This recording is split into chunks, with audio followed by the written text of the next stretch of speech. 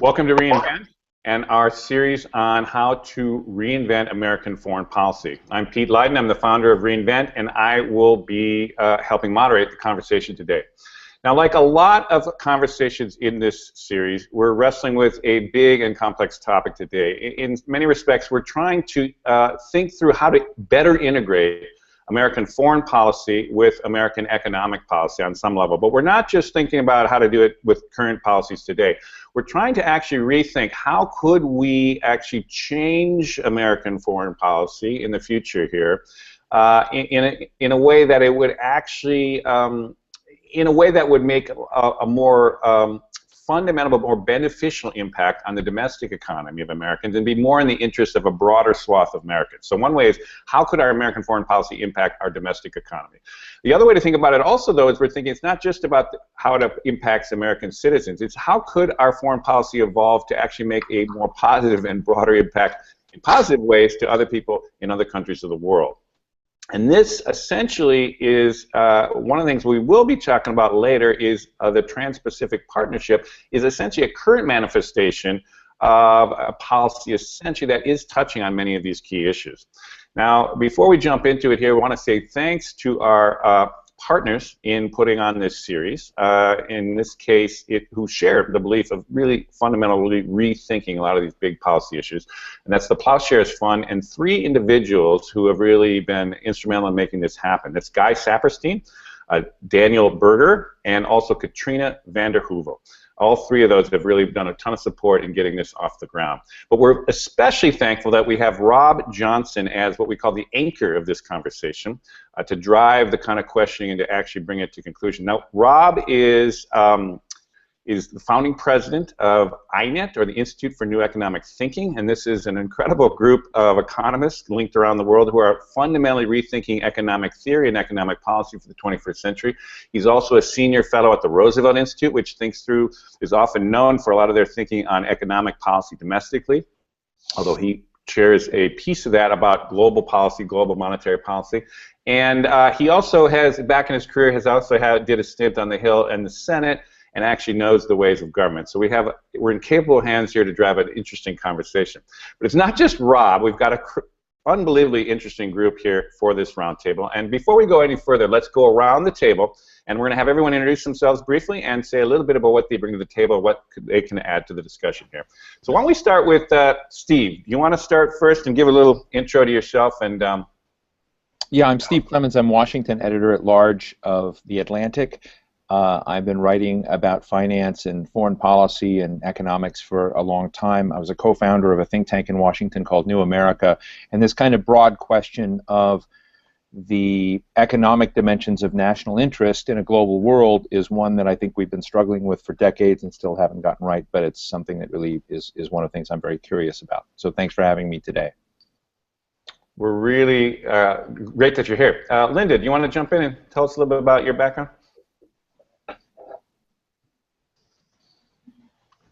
Oops, we just have to unmute you there.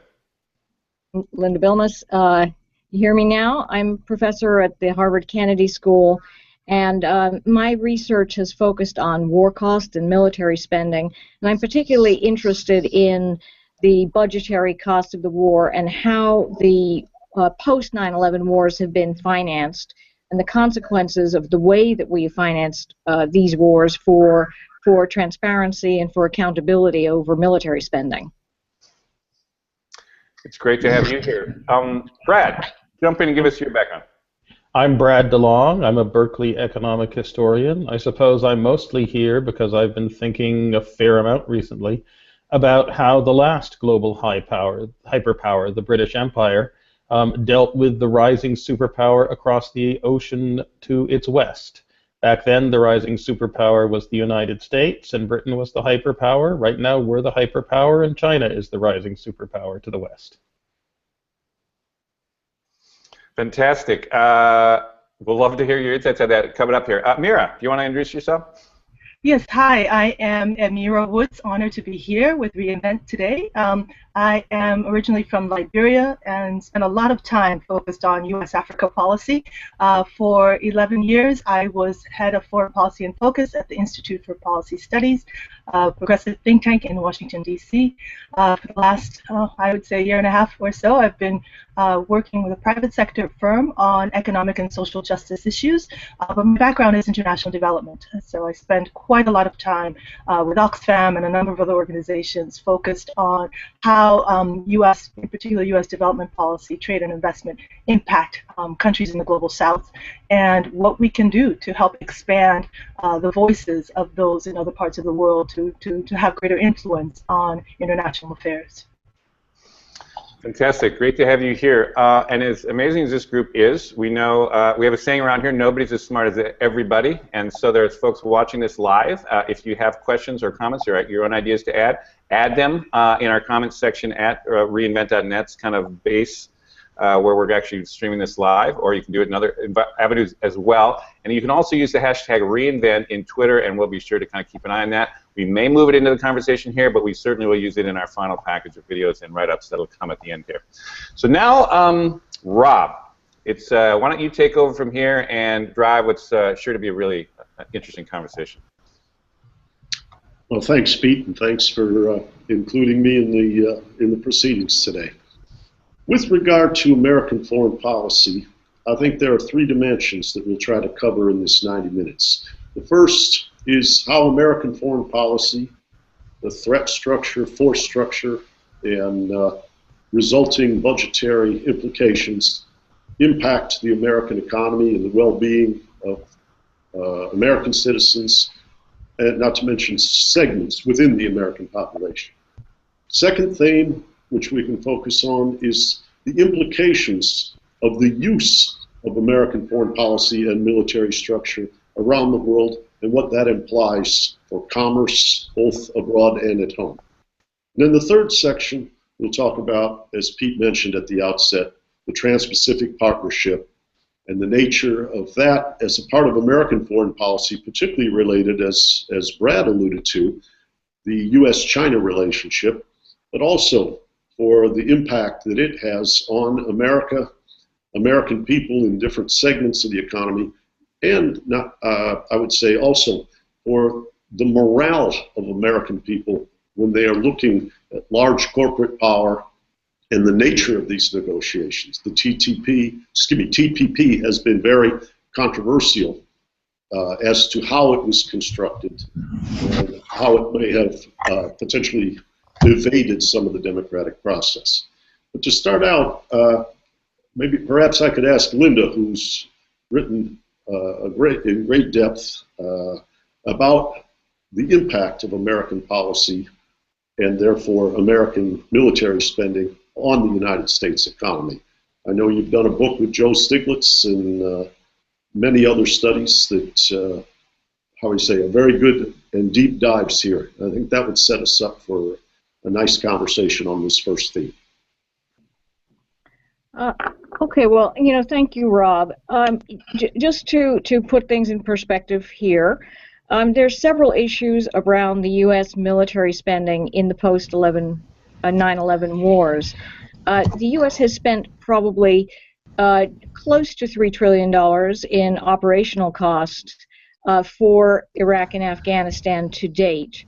But one of the big differences between military spending on the wars and other kinds of spending is that these wars have a very long tail. So although we've spent $2.5 trillion or so on the wars to date, there's another $2 trillion at least in accrued liabilities, obligations, for example, to veterans for long-term disability benefits and health care, which is still to come. So we're kind of halfway there. We have halfway to go. And this is a very different kind of spending than spending on things like infrastructure, where we spend a lot of money up front, but we get a benefit in the future. When it comes to war spending, we're spending a lot up front, and what we get is another stream of obligations and liabilities in the future. So the military spending that we see so far is really kind of understates the burden on the economy.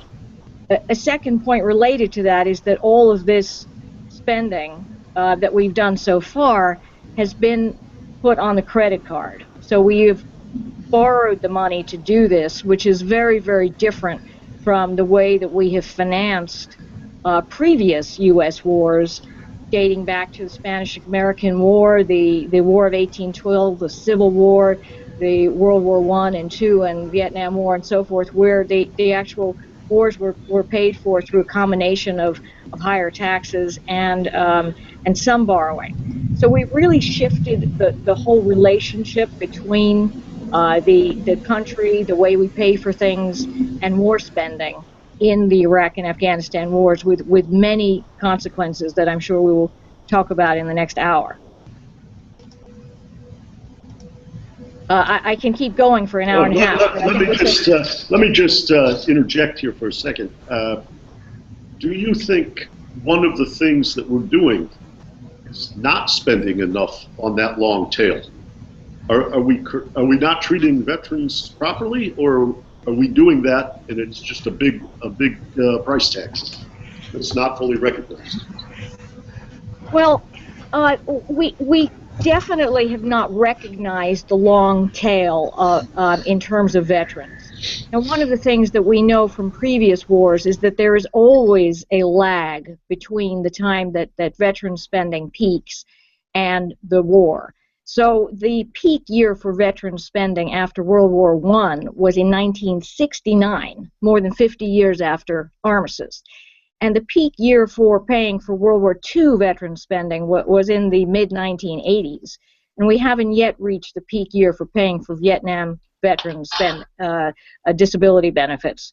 So we know that this happens in the past. However, this time we have a much higher amount of long-term veterans obligations, and this is the result of much higher survival rates, higher injury rates, more expensive medical care, more generous benefits, a much different sort of norm around seeking medical care and disability benefits for mental health care, and a range of other factors. But but right now, for example, the average disability claim, which is approved for returning post 9/11 veterans, has 8 to 10 disabling conditions, whereas in Vietnam it had 2 disabling conditions. So we're really in a kind of a new frontier, and we have certainly not in any way planned ahead for how we are going to pay for this. We have effectively another, it's kind of another entitlement program, although really this is a form of deferred compensation. If it were a corporate entity, there would be something in the corporate financial statements referring to deferred compensation. But there is nothing in the U.S. financial statements which really accounts for, nor have we given any thought to, how we're going to pay down the line for $1 trillion in deferred veterans benefits. And that's only one aspect of this overall issue. Okay. Can I ask you, Brad? We've been a very slow growth, relatively stagnant period since the great financial crisis. Should we be grateful for the military spending there supporting aggregate demand, or do you think of better things you could do with the money, or both? Well, we should be relatively grateful because it has kept our unemployment rate from going higher, but we certainly, I think, could have found better things to do with the money. That is, we've destabilized the Middle East to a significant degree. That George H.W. Bush and his team decided that they did not like Saddam Hussein, but that Iraq with Saddam Hussein helped to keep a lid on the situation as a whole by serving as a counterweight to Iran. And now, lo and behold, if you look at what people who worry about the Middle East worry most about, it's that there's no counterweight to Iran there. So to spend $4 trillion and wind up with a Middle East that is less secure from our perspective and more bloody and violent from the perspective of the people in there, that's something that we simply should not have done, no matter what the positive macroeconomic benefits in solving our own macro problems. If I could add another point to Linda's, that is, we don't just have the spending we've done through the budget, and we don't just have the deferred disability and veterans benefits that we should pay in the future, on which we are quite likely to skimp, and we should not do that. We should fund them fully. We also have played a rather mean trick on our reservists. That is, the reservists signed up for the reserves in the 1990s thinking that they would be used cautiously, carefully in the event of dire national emergency. And instead, what we essentially managed to do was to draft our reservists, and only our reservists, into a war of choice without compensating them in any way for the fact that what they were deployed in was not what they signed up to, other than perhaps letting them board airplanes first when they're flying out of, I don't know, Jacksonville, Florida. I remember a young man I worked with on a campaign for Senate in Illinois who made some very strong statements against the Iraq War while he was appealing to those reservists in southern Illinois. And it worked out pretty well for him. He sits in the White House today. Emira, what are your thoughts on both the comments that Brad just made about the Middle East and more generally about military spending in the United States?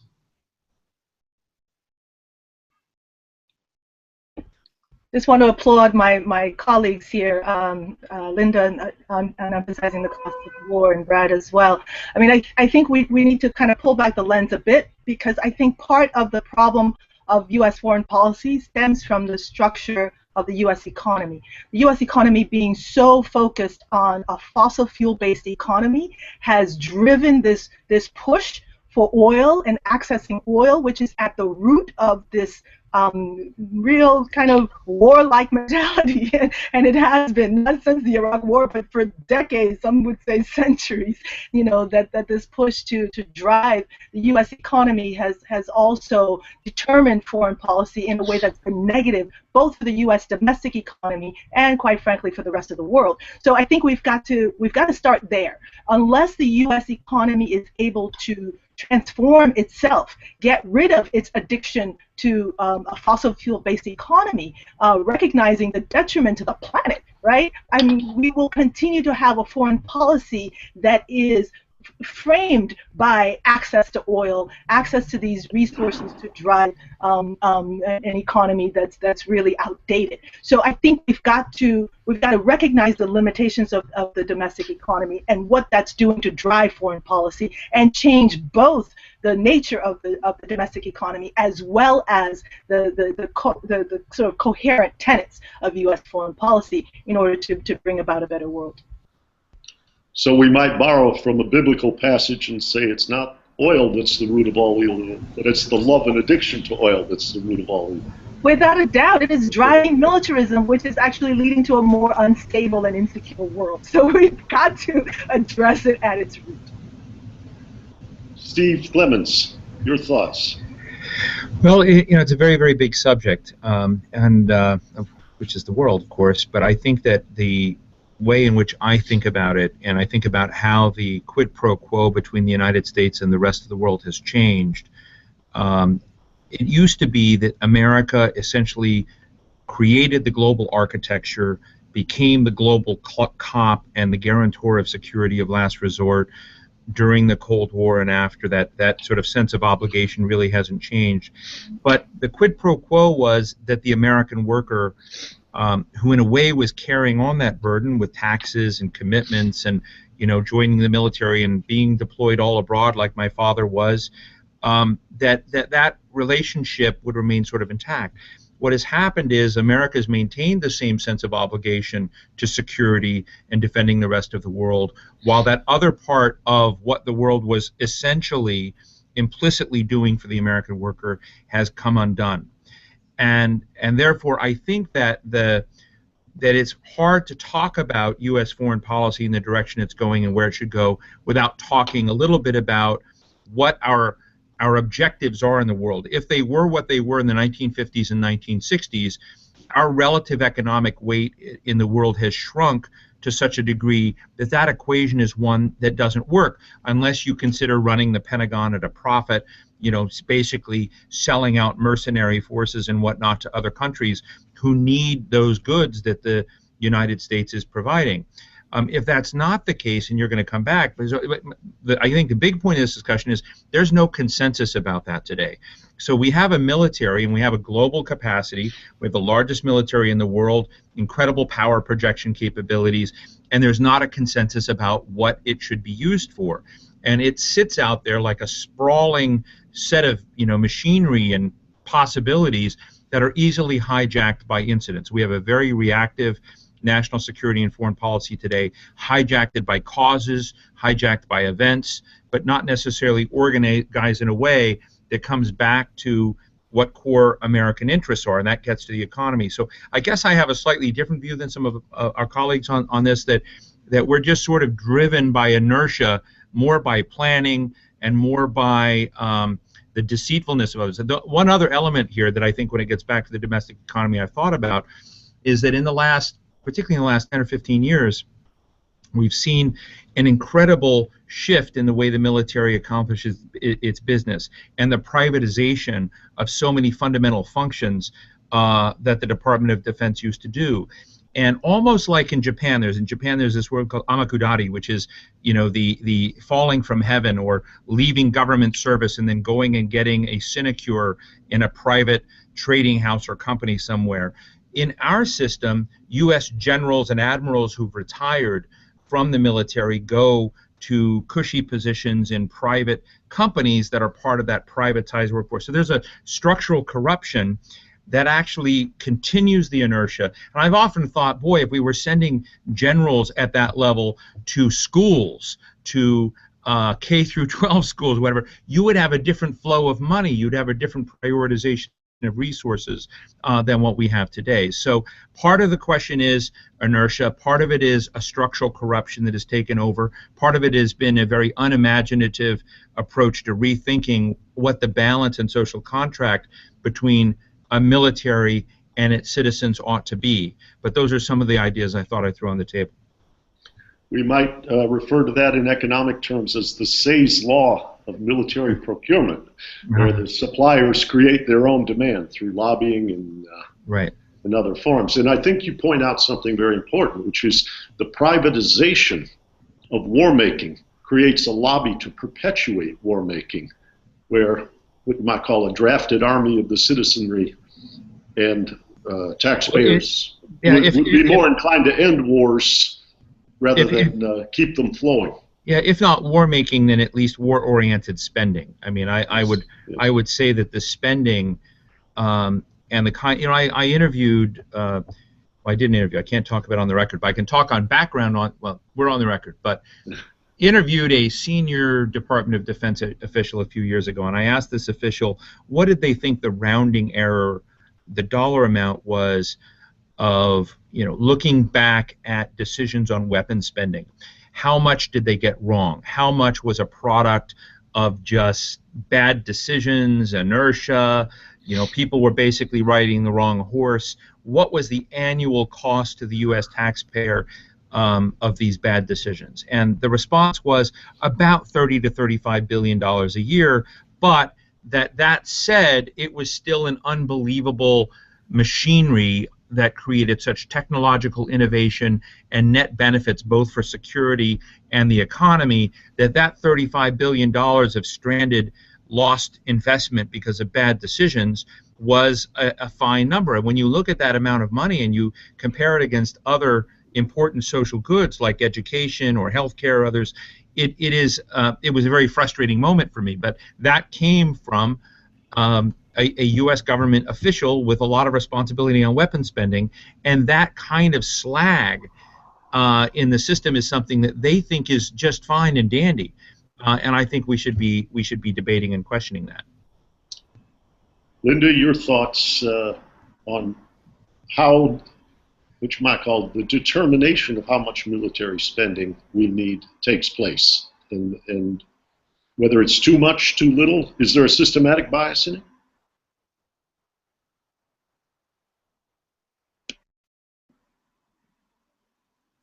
Oops, you have to unmute there, Linda, sorry.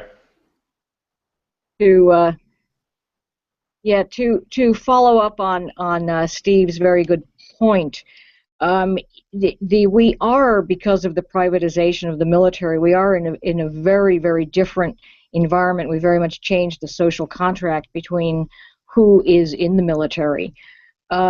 You know, we currently have a situation where there is no draft, there's no threat of conscription, and we also are, we're not only sort of not fighting in the war, but no one today is actually paying for the war because all of the war spending has been deferred.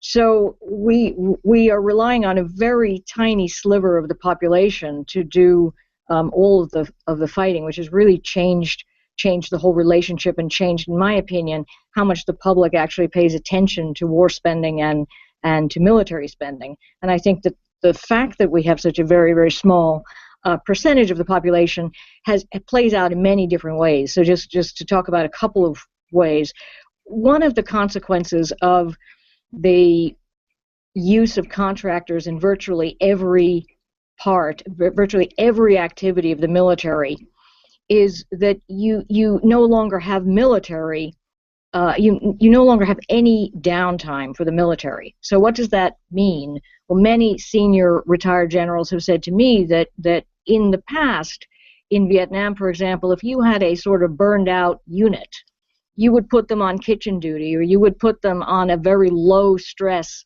occupation for a few weeks to try and chill out that group of soldiers. But right now, those jobs are entirely done by contractors. And they have argued to me that this is one of the reasons for the epidemic of post-traumatic stress and mental health ailments that we're seeing in the returning military, that our tiny group of military are sort of out with no front line 120% of the time.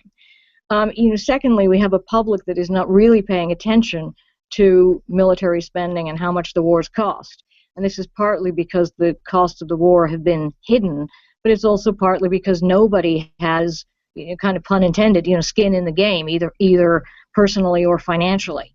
And of course, the media tends to pay attention to what the public is paying attention to. So if the public is not really paying attention to spending, it doesn't matter.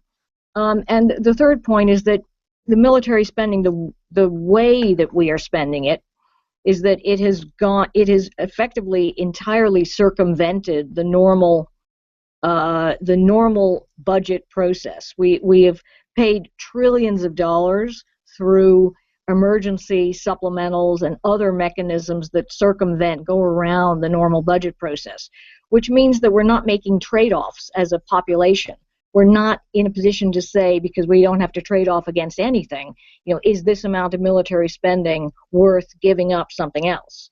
And I think that lack of public engagement that comes from the fact that we're not paying for it, we're not serving in the military, and we're not making any trade-offs in the legislative sphere means that we have lost accountability entirely for how much money is being spent and whether it's being spent where it should be, or even having the information to be able to think about whether it's the right amount of spending or not.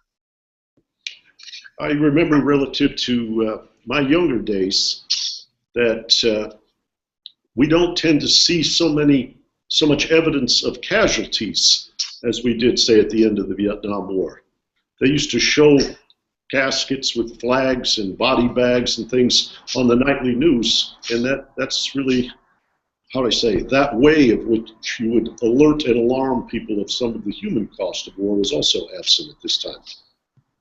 Well, that's also partly because we have become much, much better at keeping people alive. I mean, the casualty rate in World War I, the Civil War, was we had 1.2 fatalities to every injury. You know, now we have 30 wounded, you know, for every casualty. But if you go down to Walter Reed Hospital, you see hundreds of recent returning troops with double, triple amputations. But one of the kind of small innovations that has come as a result of these wars over these years has been an enormous amount of progress in prosthetics and in keeping people alive who otherwise would never have survived in previous wars.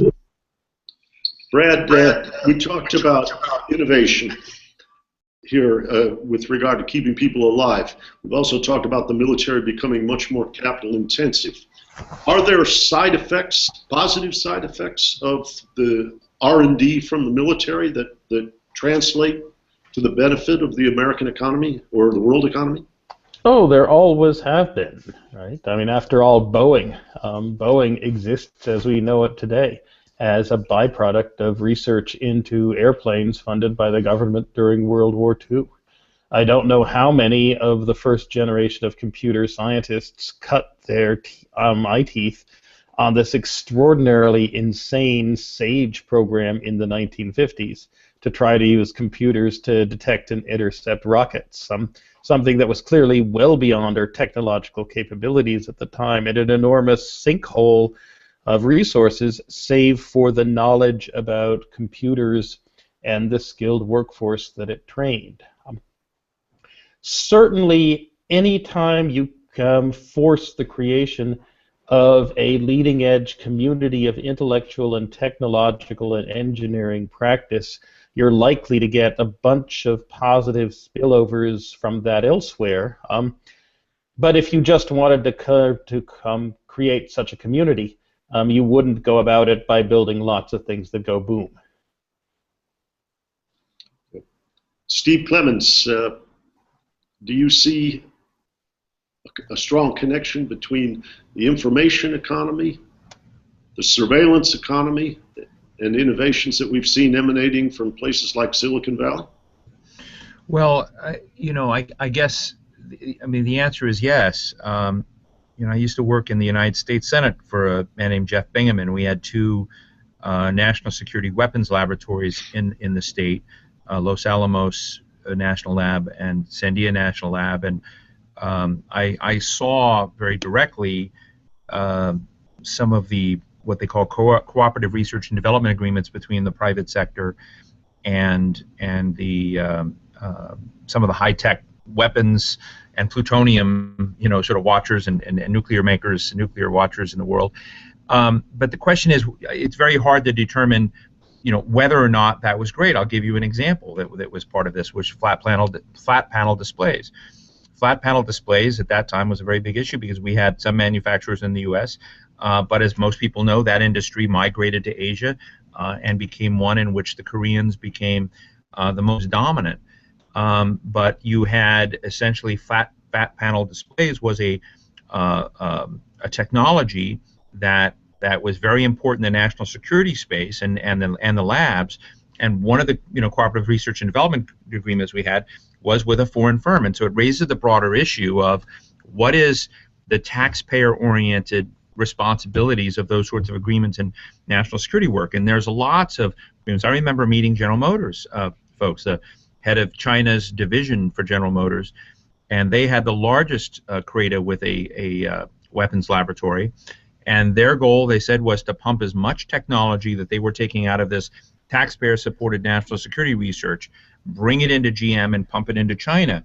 And I said, how do you rationalize that? And he said, if we don't do that, that will that we won't be a factor in China, and at least for the next 10 or 15 years, there'll be net job creation in the United States from that. After 10 or 15 years, who knows? But the point of it is that we flail around with these issues and look for, I think, a quick equation on whether it helps or doesn't help. Yes, technology spent in the Department of Defense, some of the advanced research projects, has helped the private sector and helped create some industry. But there are also areas where it's helped Japan's economy and Korea's economy and China's economy, and that raises, I think, some really important questions, again, about what the responsibilities are and what the priorities of taxpayer-supported national security research, which and how it should go through the U.S. economy. And I don't think we have oriented ourselves around that, but it's certainly a legitimate question. Brad, do you have thoughts on that? Simply that the flat panel display producers, that the U.S. ones seem to be much, much better at lobbying the Pentagon than they were at riding down the learning curve to actually produce much, much cheaper flat panel displays. Right.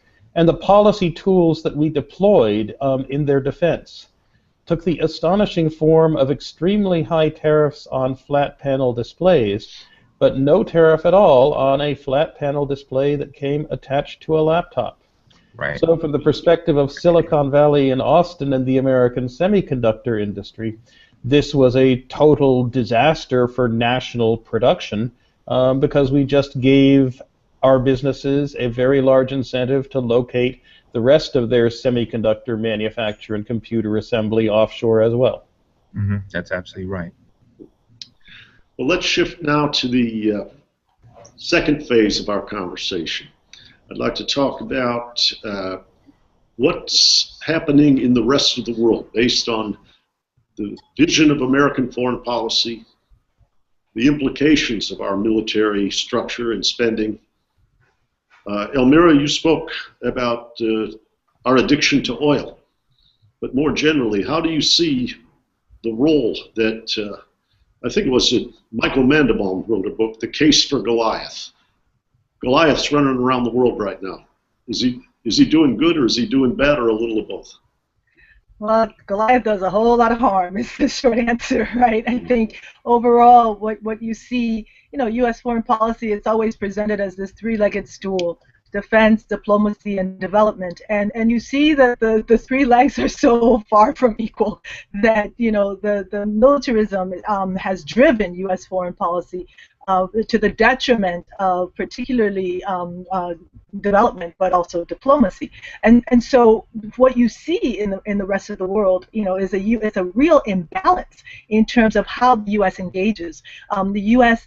Typically is now engaging much more with military officers, with intelligence officers, than with civil society, social movements, workers, all those that are building economies from the ground up are almost excluded from the picture as the U.S. drives is pushed to engage, often through these militaries. So I think you have to recognize the limitations of a supposed three-legged stool where one leg is so dominant, and recalibrate that so that particularly development, if you think about the American people when they're asked typically about how much the U.S. spends on international development, they say typically 10% of the budget, and it's less than 0.1% of the U.S. budget that's spent on international development, and we have to still critique how that is spent, but clearly there needs to be a rebalance here between how the U.S. engages with the world. It cannot be with this heavy hand of a U.S. military that is, in fact, whether it's through drones or sales and equipment to foreign militaries, or it's through military training. It is actually, and again, through private military contractors. We can't forget that, right? It is through these forces that the U.S. is presenting itself and engaging with much of the world, and it's to the detriment of the U.S., and it's, I think, harmful to U.S. national interests for the long term, because it is often done with a very short-term lens, with a very narrow lens on what defines U.S. national interests. So I think there needs to be a recalibration and a focus on particularly issues around economic development, helping to build up constructive systems for healthy societies, whether it's through health systems. Clearly now, in the wake of Ebola, we recognize the limitations of a global health infrastructure that has not been developed as it needs to for this planet. And so we need to shift our energies away from building drones and bombs and things that destroy, and the costs of that, towards building more constructive measures, schools that are going to educate for this 21st century, health systems that are going to protect the entire planet, thinking about new ways of a global economy that will shift towards a more green economy. All of these elements can happen if we rebalance away from this push towards militarism and defense in U.S. foreign policy and towards a much more balanced approach. Well, I think how we say, there are a lot of forces at play here. There are moral forces, there are financial pressures. Linda, how do you see the impact of American military presence around the world? Are we getting our money's worth on this multiple bottom line?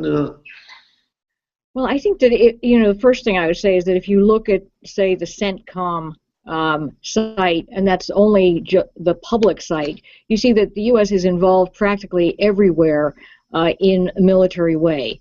So in some cases it's described as advising local military, training local forces, but wherever it is, Uzbekistan, Tajikistan, Yemen, Somalia, et cetera, the U.S. forces are there to some extent.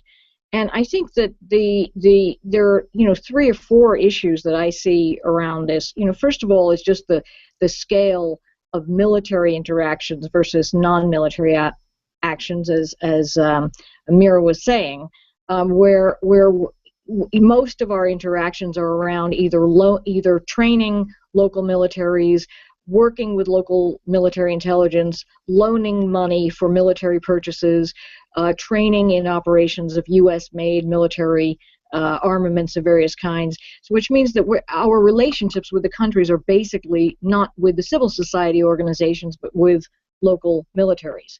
The second issue, which of course we've seen to our horror in Iraq, is that where we're heavily involved, we're leaving a legacy of weapons lying around. So ISIS is awash in discarded U.S. weaponry, mostly very expensive weapons that we decided were too expensive to repatriate home, or that they were fully depreciated, or for whatever reason we left them there. So we have tens of thousands of pieces of sophisticated weapons, ranging from guns to armaments, to Humvees, to MRAP vehicles, to light artillery vehicles, which are have effectively we've gifted to ISIS. And then third is the issue of transparency, that it's extremely difficult for anyone, even if you study this stuff, to really know what's going on. It's very difficult to understand where we're involved, what we're involved in, what money is being spent on. And so the accountability for what we do around the world is extremely limited. And I think that those organizations and civil society that have tried to understand this, just in order to have an accounting for our activities, have run into mostly a brick wall. So whether or not there should be transparency over these issues, effectively there is no transparency. Partly because a lot of the actual activities are done by contractors to the military, which have very low requirements for how much information they have to disclose. Brad, your thoughts on, first of all, are we making the world safer and inspiring economic activity, or are we creating black holes that, how do you say, devastate people? Or what's the impact, and also what's the nature of this process? Is this militarily captured so that development doesn't have a market? Well, I'm reminded of a probably apocryphal statement that my grandfather said to me, in which he claimed that just after World War II, General George Marshall had said that the fastest and most effective way to arm Mao Zedong and his communists was to ship weapons to Chiang Kai-shek and his nationalists. Because you'd ship the weapons, Chiang's troops would run away, and Mao would get the weapons and the ammunition, and then have a stronger and more powerful military. We have had a very difficult time in the United States since World War II, right? That the United States was really late to the party in World War II. It's true that when we did show up at the party, we brought a huge amount of refreshments to the party. And it's certainly true that our intervention was in all likelihood decisive, that Hitler's successors would still be ruling Eurasia had we not intervened. But by the time we intervened, Russia's Red Army had broken the back of the German land forces. The British had done a great deal to degrade the quality of the sea forces and of the air forces as well. We invade in Normandy after warming up exercises in Tunisia, in Sicily, and in Italy, and take heavy casualties for a few months then march to the Rhine, take heavy casualties for a few months, then the war is over. We lost what fraction of Russian casualties during World War II? A 20th, less than a 20th. And so we came out of World War II thinking that because our army was powerful and our industry was world class, we could do anything. And then we take a look at the world where there are lots of bad things going wrong, and we think that we should try to do, everything.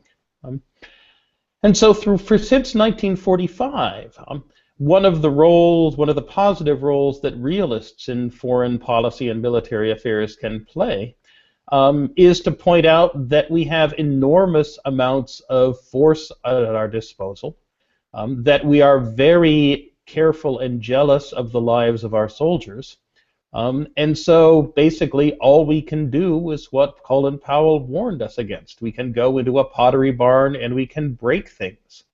And we should be very careful not to break things unless we have a very clear plan and idea of how someone afterwards is going to come and sweep them up.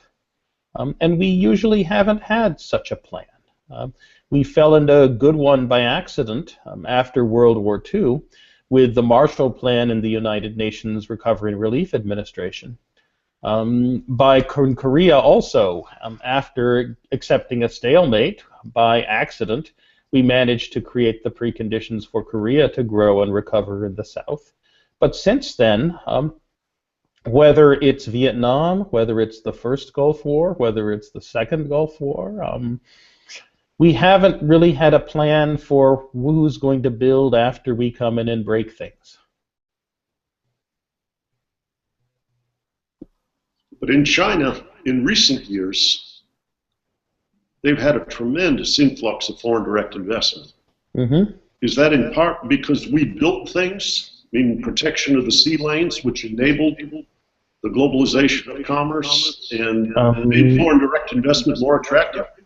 And certainly, that you do not find, before you have the Pax Americana, you had the Pax Britannica.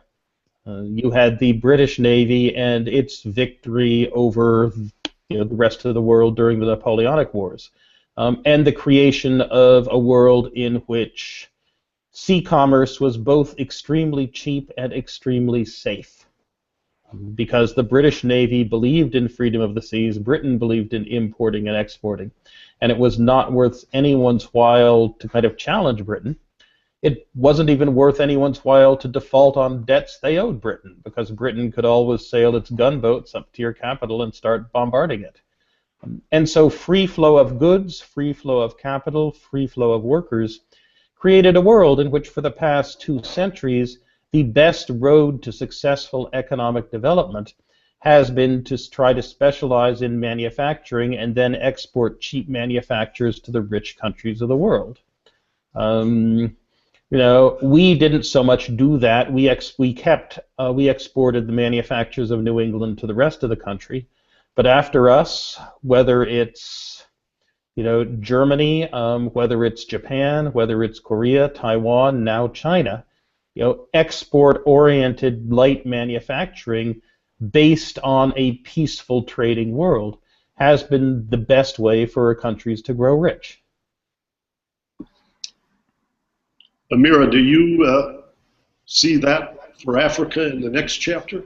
Well, let me just say I have a bit of an issue with that because the reason the British colony succeeded was because of the extraction that came from particularly countries of the global south, right? So without that extraction, without that, both the abusive and inhumane nature of that extraction, the British Empire would not have succeeded. So I think I just wanted to kind of, as we can't reinvent history, and I think it is important to to have that full lens and to underscore that just as we recognize that slavery in the United States was an inhumane system of an economic structure, basically that benefited U.S.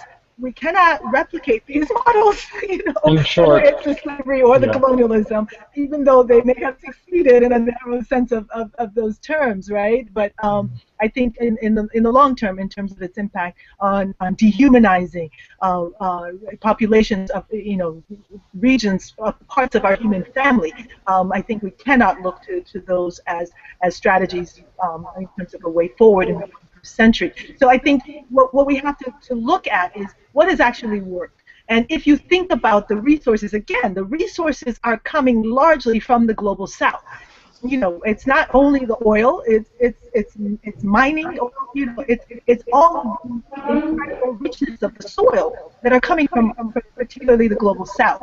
So I think what happened is a real shift in the global economy where in those regions where the resources lie, there can be greater value added right in those regions. So, for example, Liberia, where I'm from, since 1926, Liberia has put rubber on a ship and sent it to America, and tires are built in America. The value-added jobs are in America, right? So, what is needed is rebalancing so that the communities, particularly those where those resources lie, are actually benefiting, are actually gaining decent jobs with decent wages in a way that all throughout the global economy can benefit. At the moment, we have a system that's still very much antiquated, built on old and quite honestly abusive and oppressive systems of extraction, and I think there needs to be a fundamental shift. So going forward, as you talk about Africa in particular, it's got to be looking at ways of adding value to those resources at the source, enabling particularly the communities where those resources lie to benefit in dramatic ways, which has not happened for decades, and creating opportunities where you can have trade unions that are looking at worker rights overall, where you can have active citizenry holding accountable, particularly multinational corporations, to kind of counter the power of those multinational corporations, and also where you can have global economic structures in place, the rules of the game, where you're not essentially taking profits continuously to Western countries, whether Europe or the U.S., and having the benefits flow there. Sort of this illicit flow of finances has perpetuated a sense of inequality, particularly in Africa, but really around the world. And so I think we've got to shift all of those structures and systems in a way that brings greater power and benefit, particularly to the countries where the resources are flowing from. In short, no slavery, no sugar islands. No sugar islands, no British commerce in the 18th century, no British commerce in the 18th century, no extremely high wages in London in 1820, no high wages in London in 1820, no industrial revolution, no global British imperial hyperpower. Very true, very apt. What we all owe to the global South, given the global North's treatment over it over the past 500 years, is something that we should always remember.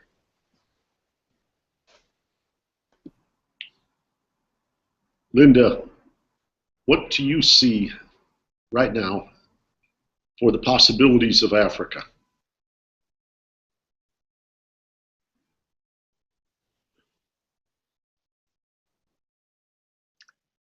Linda, you got to unmute there. Sorry.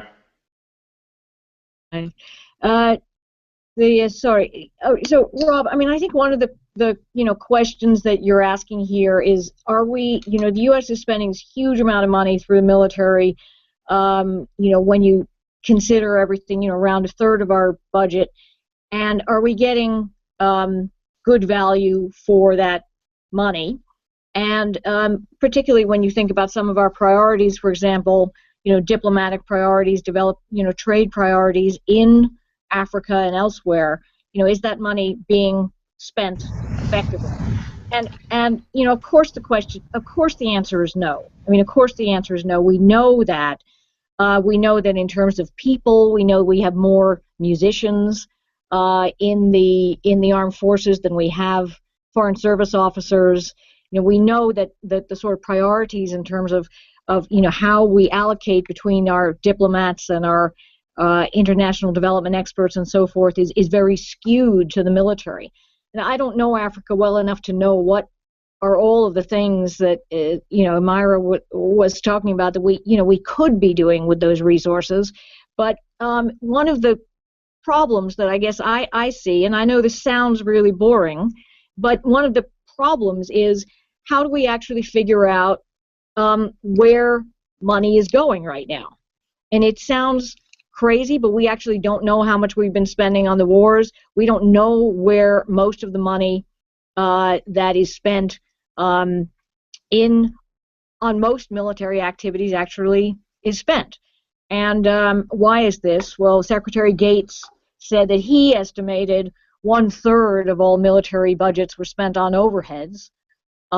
There is no financial accounting or cost accounting. Those overheads are buried in tens of thousands of individual line items. And so trying to figure out actually where money is spent in order to be able to save some resources that could be spent on higher priorities is, in my mind, a sort of first step to trying to leverage better what resources we have. And I suspect that the growth in civil society organizations in Africa, when I look at some of my students from Africa and all of the kind of projects that they're involved in, projects in cities, projects in urban renovation, projects in housing, projects in microfinance, all of these things are the kind of opportunities that we could reallocate resources to if we had a better grip on where some of our non-productive administrative overheads were being allocated right now. But I don't think that given the scale of the military spending, that the approach that we're taking as a country is right, because the general approach is, well, the military is important, so we need to spend more and spend more and spend more. And of course, that's kind of the easy to say, but the really hard, tedious, incredibly boring work of going through hundreds of thousands of line items and trying to figure out where all the waste and overhead is really tedious. And no one has been willing to take that on as a executive or legislative priority. Yeah, it reminds me of commentators at the time of the great financial crisis, and they were asked, well, why didn't they look at all of these complex derivatives? And the answer was, well, it's because they would have found something wrong. They didn't want to look. And I sense that it is not necessarily just a mistake that what you might call these excessive overheads or whatever remain unscrutinized, because they'd be afraid of what they'd find. On the other hand, as a society who at some level does not have unlimited resources, the ability to repurpose some of that excess might in turn make for, I would say, a somewhat better reputation for the United States around the world. Well, I think so, but it goes back to what Steve was saying before, that when you do have such a very large sort of stakeholder that's in favor of growth and not looking at some of this stuff, that stands to benefit from a linear increase in military spending, there's very few incentives to actually go in and scrub it. Okay, Steve, your thoughts? Please unmute. Yeah, I think that it is hard to overstate the impact that 9/11 had on the resources that were deployed in all sorts of military engagements, and I mean military and defense, both externally but also domestically. And I bet in these circles not many people celebrate Donald Rumsfeld, but Rumsfeld was an interesting defense secretary, an interesting character in his time before 9/11, because he believed he was making hard choices about the direction of the Pentagon. He advocated moving from this large, clunky military operation, a very dependent on large manpower, to much more nimble operations, because he didn't think the Pentagon would continue to have the kind of budgets it did. And what happened was 9/11 ended the era of hard choices, and everything got funded. I remember talking to people in the Federal Bureau of Investigation around this time who were working on various crime-related or espionage-related activity, but it wasn't really in the national security arena that was traditional, dealt more with corporate espionage.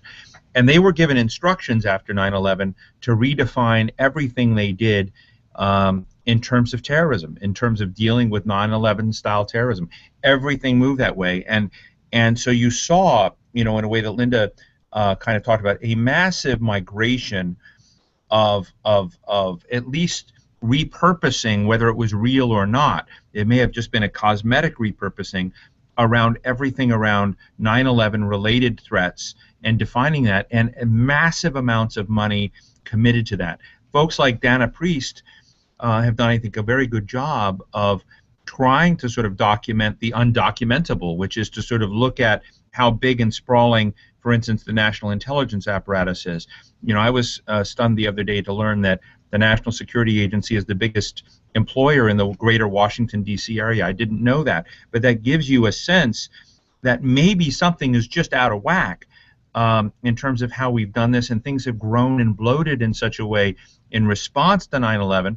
And it really gets down to the question of what is the military for? And I don't think we know any longer, because it's been hijacked by an event.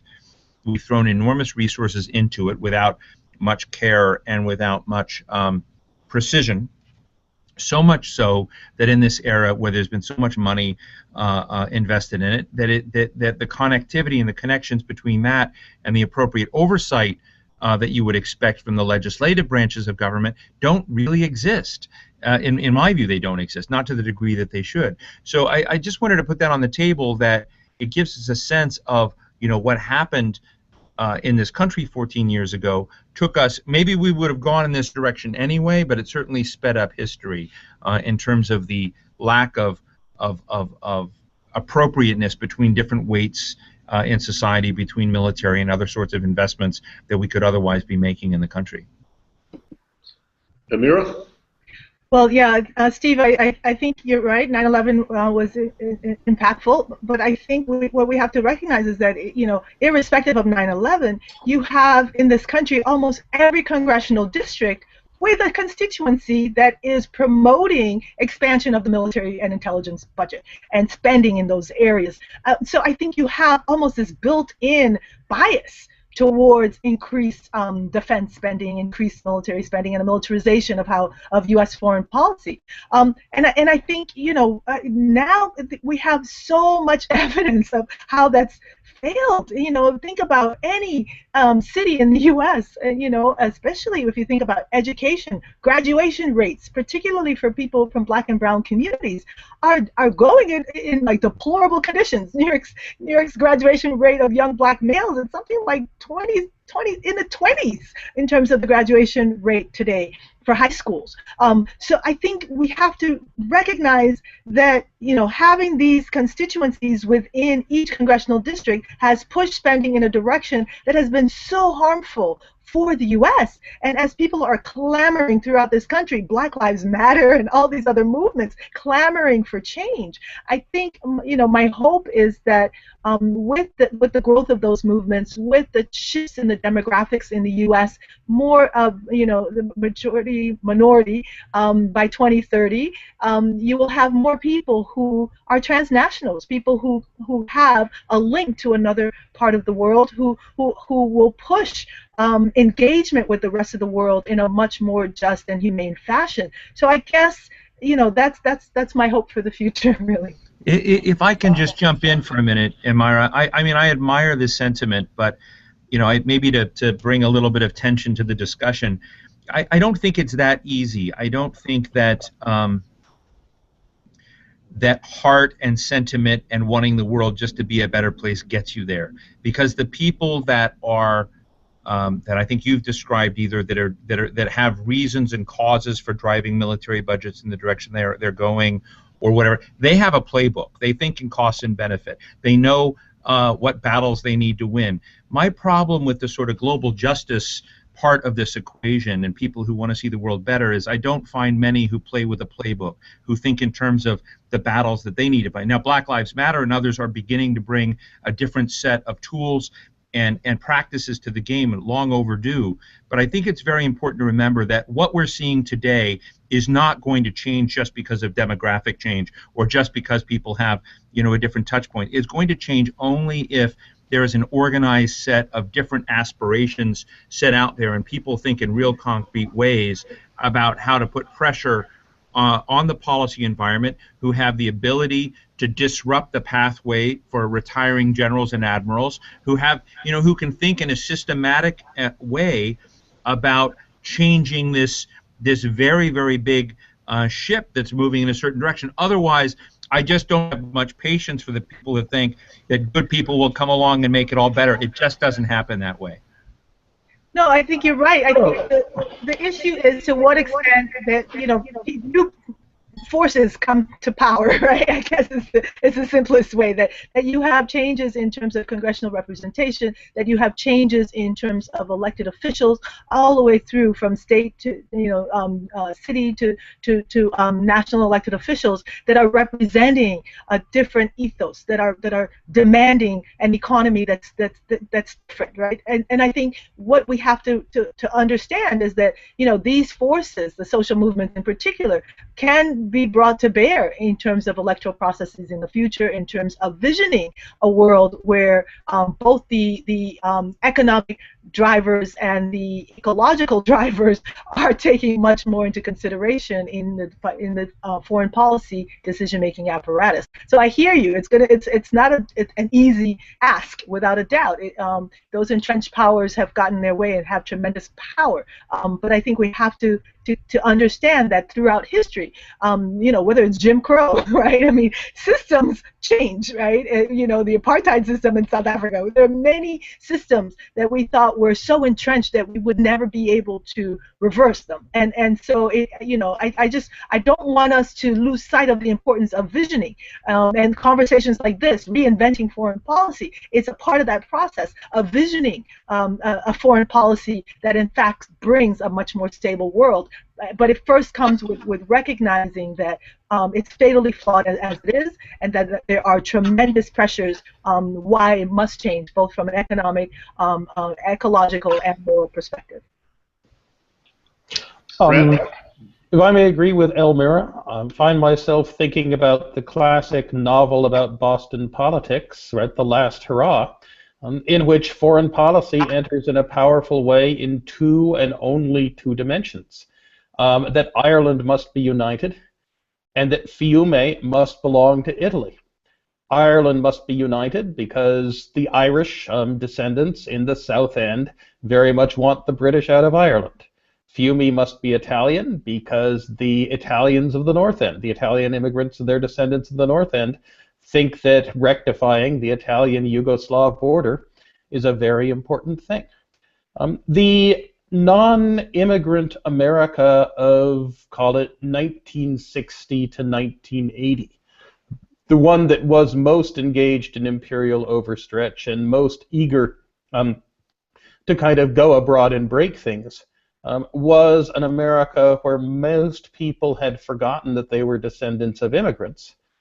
By contrast, up until 1940 and for all time before then, great concern with what was going on back in the old country. Could America help with movements of national liberation and democratization? And could America recognize that these were real people? That was a powerful current in American politics, and it is going to be a powerful current in American politics again, given the way that our demography is rolling. And I think by and large, that's a very good thing. I also had a Rumsfeld point, but I've talked more than enough already. Well, I think, how would I say, everybody rolls up their sleeves and they play hard. So in that respect, Steve, I would be reminded of Manning Marable's great portrait of the autobiography of Malcolm X, and how Alex Haley was inspired to convince Malcolm X to take out two chapters that were intended to inspire Malcolm X's followers to believe that a united Africa and a transformation of American policy toward Africa was the next dimension of the civil rights movement. So both that vision, that visioning, and that inspiration was important, and the way in which people like COINTELPRO and the FBI played on the other side was also important. I'd say in the short term, it's very important not to underestimate the resistance, but in the longer term, these visions do have a power, almost a depth and a strength that we also should not underestimate. We've been talking about the U.S. and U.S. military and around the world. It's really about national security policy and its economic ramifications. But in recent months, we've had a very long, drawn-out episode around a new trade agreement, a trade agreement that is extremely controversial for the way in which it was conducted. But the Trans-Pacific Partnership is also being, how would I say, inspired or motivated by people saying that this is the way in which we can concentrate our forces, concentrate our power, and induce a transformation in U.S.-China relationships. Brad, how do you see what's unfolding in TPP? How do you see the benefits and costs to the American people and the American political process? Well, I find myself conflicted about TPP. First of all, there really are $4 trillion of benefits in net present value, $4 trillion of benefits in net present value lying there on the table that we can pick up with the Trans-Pacific Partnership. But there also are extremely valid and extremely powerful worries that we're not using our ability to negotiate in order to produce the right kinds of pressure on governments elsewhere that need to and ought to shape their own policies for the sake of their people, to provide a modicum of social democracy, to provide rights for workers, to provide the ability to kind of get an education and then develop it. We have a lot of leverage, and we don't seem to have used it terribly well. What we seem to have used our leverage for is to attempt to entrench an intellectual property system that is favorable to the U.S. in its current configuration into the Trans-Pacific Partnership, and to entrench that in a complicated and then hard-to-move way. Once the TPP is signed, it's then a treaty. There's no organization, there's no mechanism for revising it, for saying we really made a mistake and these pharmaceutical patents are too long, or we made a mistake and this dispute resolution settlement mechanism gives companies too many rights against governments to block policies that we mostly agree are very good things. We should move more slowly and more cautiously. The problem is we can't move more slowly and more cautiously. That Obama and company have managed to negotiate this thing, and it's now there as a kind of large lump.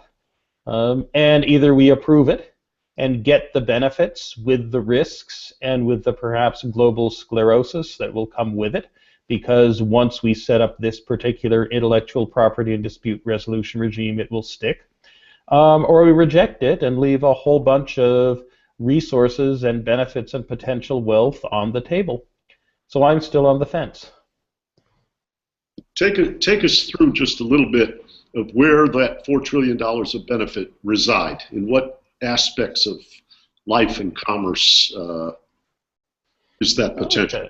Okay. We get a good deal of it in freer trade and agriculture. Right? We get some of it in reduced non-tariff barriers in manufacturing. We get a fair chunk of it in what we hope for is increased confidence on the part of businesses, especially U.S. businesses going to China, that they'll be better able to protect their own organizations and their own expertise against simple copying of what they've brought by various interests in China, who then squeeze them out and take the resources they've brought to the table and move them elsewhere. But those things also come with at least penalties or constraints, on what the U.S. government and what other governments can do when they want to make sure that that even though we have a market economy, that we don't have a market society, that we can regulate large business in societal interest.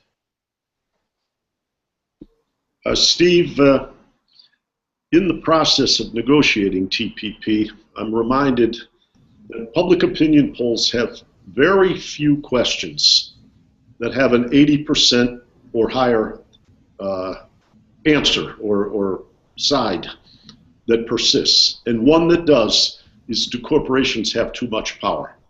More than 80% of the population always says, yes, corporations have too much power. Is the way in which the TPP rolled out something, and how the negotiations were handled, and how the secrecy and what the proceedings contained, is that demoralizing to people who want to believe in American democracy? Was that a corporatist structure, or is there something more going on there that we all don't comprehend? No, I think you framed it right, that in the TPP process, there, to give the administration negotiating it credit, was a very, I think, a larger than usual effort to bring in civil society and NGOs at various points of discussion to at least hear perspectives. That said, there's just no doubt that the major players that help drive the way TPP thinks is on the corporate side of the equation, who had early access, who did not have, where the habits and norms of interaction were not as regulated and as refined, and you didn't have to, put out a press release saying, wow, we brought in corporations and their interests, on a special basis more and more, because they're already there. So to a certain degree, you're absolutely right that the system is designed to look at the pathways for commerce. I mean, I think the way Brad DeLong laid out the consideration of equities that we may have in this was beautifully framed.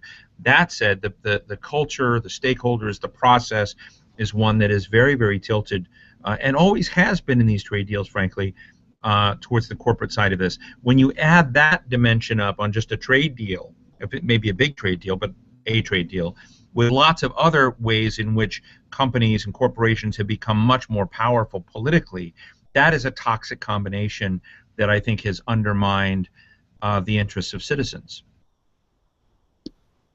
Emira?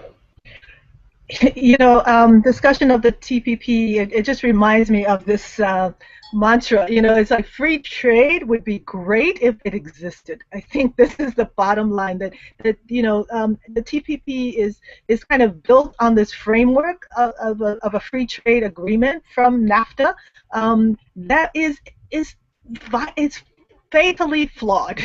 It skews even greater power to corporations and their interests in this global economy. So I think what we have to understand is that what TPP is doing is actually reinforcing the power of corporations. And I think probably the most detrimental element is around all these investor-state rules, where corporations that already have tremendous power are going to have even greater power to sue states, to determine how states regulate their labor markets, to determine how environmental damage is going to be regulated within countries. I think that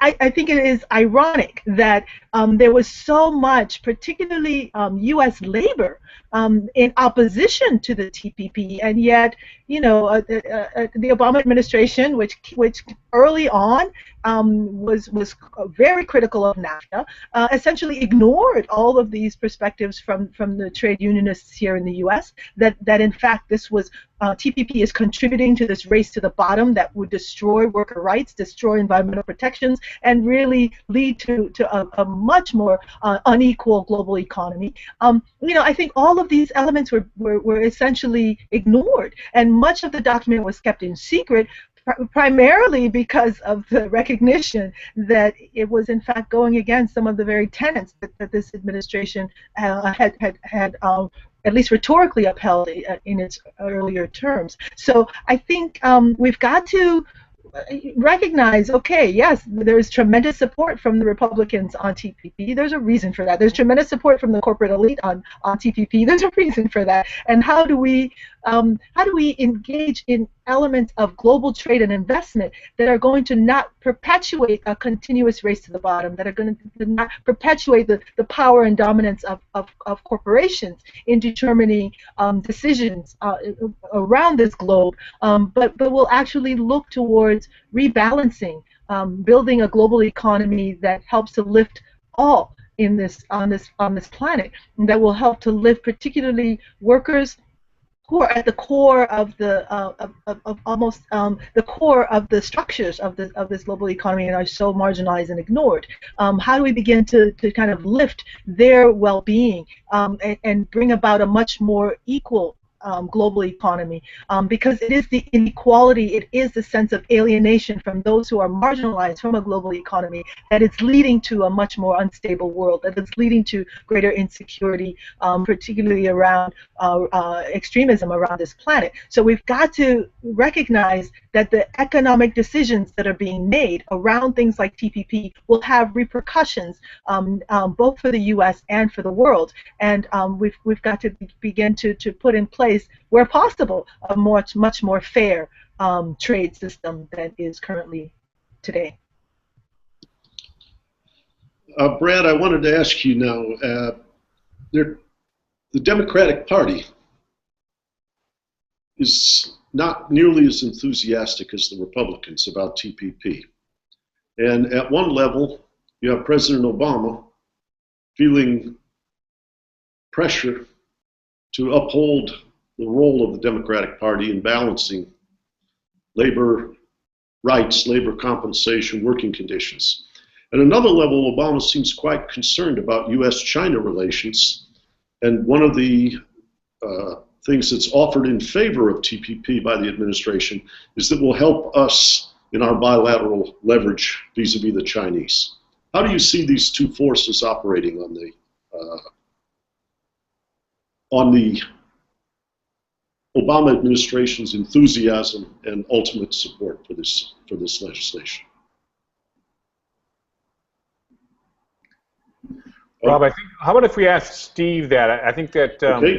Okay. I see Brad's having some technical difficulties. So, Steve, can you pick up that question? Can you reframe it for me? The Democratic Party is characteristically considered, relative to the Republicans, the friend of labor. This particular bill is offered as a way to face down the Chinese. And by the way, Larry Summers recently in the FT, in addition to being in your art collection, discussed how he felt that we need to play more cooperative games with China, and TPP might not have a great deal of leverage.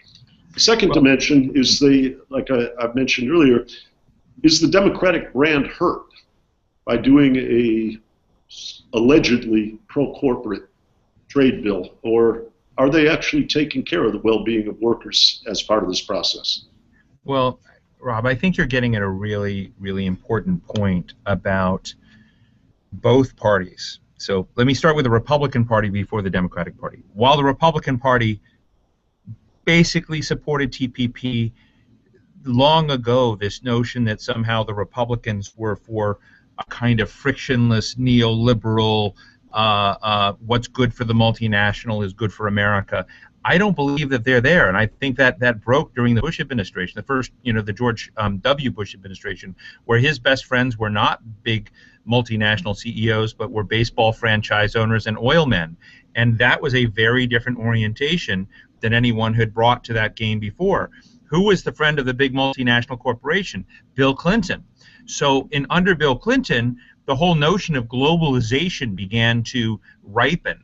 An American-led globalization that was going to create a higher and higher trust world where people and ideas and investment would go through around the world and would stabilize it and eventually turn most of the world into looking something like us, a la Tom Friedman. That was what the Democrats reached for at that time. And now you've got confusions and sort of a muddled picture in both the GOP and the Democrats.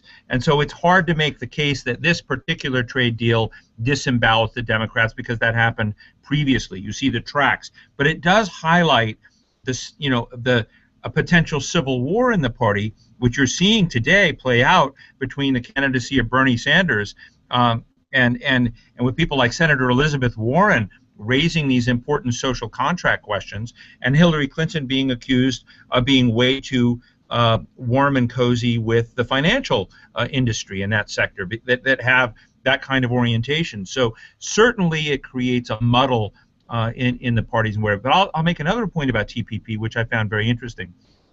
And it kind of was interesting when Hillary Clinton decided to oppose TPP, because the biggest supporters out there on TPP were generals and admirals that said this trade deal, this economic deal, it has all the potential economic impacts that Brad DeLong probably just shared, is a strategic deal. It's a military deal for them.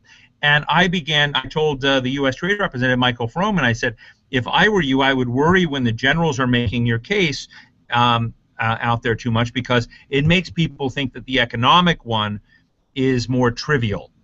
And maybe it is more trivial, but it began to get defined in terms of strategic relationships and the importance of them. And as we know, when you talk about strategic relationships, that means you're turning a blind eye to economic losers and economic consequences. So those are dimensions to this that I think need to be added to the discussion.